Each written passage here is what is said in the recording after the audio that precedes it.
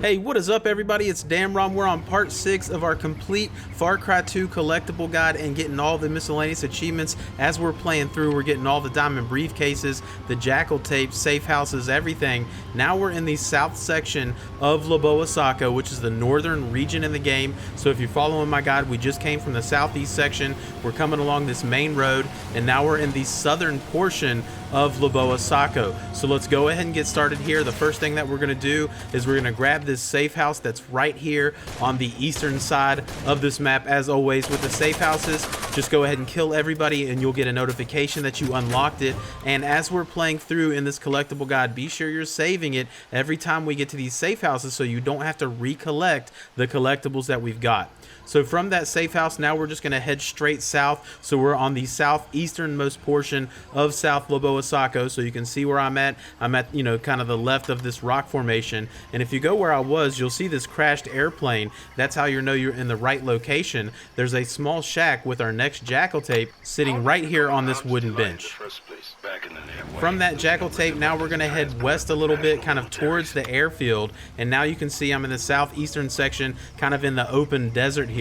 And what you're looking for is right where I am on the map. You're looking for this large tree right here. And this is a unique tree. There's nothing else that looks like this in this area. And when you find that, you can see a car that is wrecked against it. It's smoking. And you'll find our next diamond briefcase sitting on the back of the trunk.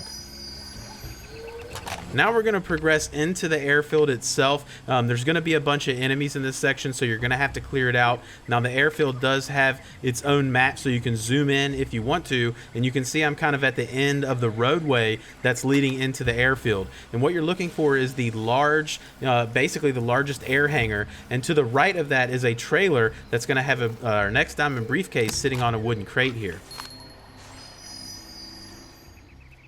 From that, we're going to go ahead and go north a little bit. You can kind of follow that little creek all the way up to our next safe house. As always, these safe houses are marked on your map, so you don't have to find them in the sense of that. But as always, make sure you're saving it before we get moving on. And now we're going to head back to the main road. So we're on the eastern main road, and you can see we're kind of halfway up towards the next guard post, so about halfway up that road.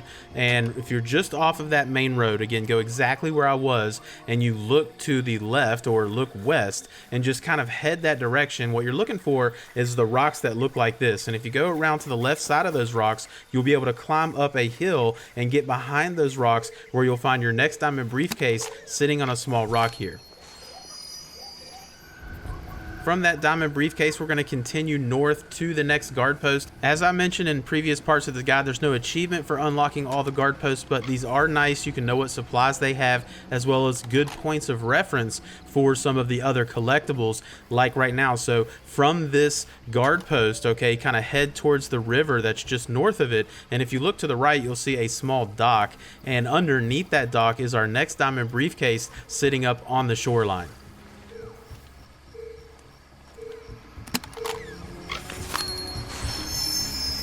Continuing north from that last diamond briefcase, you can see there's this kind of pathway leading up to that safe house in the northeastern corner. About halfway into that pathway, you'll actually see a small waterfall on the right hand side draining into a pond. And if you look in the back, you can see the diamond briefcase sitting back there, but you can't actually swim to it. It won't let you get out of the water onto that rock. Instead, head up to the left, and you're going to be able to fall down these rocks right onto that ledge where the diamond briefcase is. So open that up, and we'll have our next diamond briefcase off the board.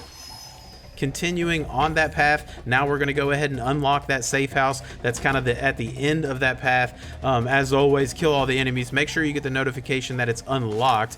And from this safe house, so you can see we're still up there, there's actually another diamond briefcase that is behind the safe house itself. So here's the safe house, and we're going to go around the back of it, and on the back of the safe house on a crate is our next diamond briefcase. So after you grab that, feel free to drop a save in the safe house as well.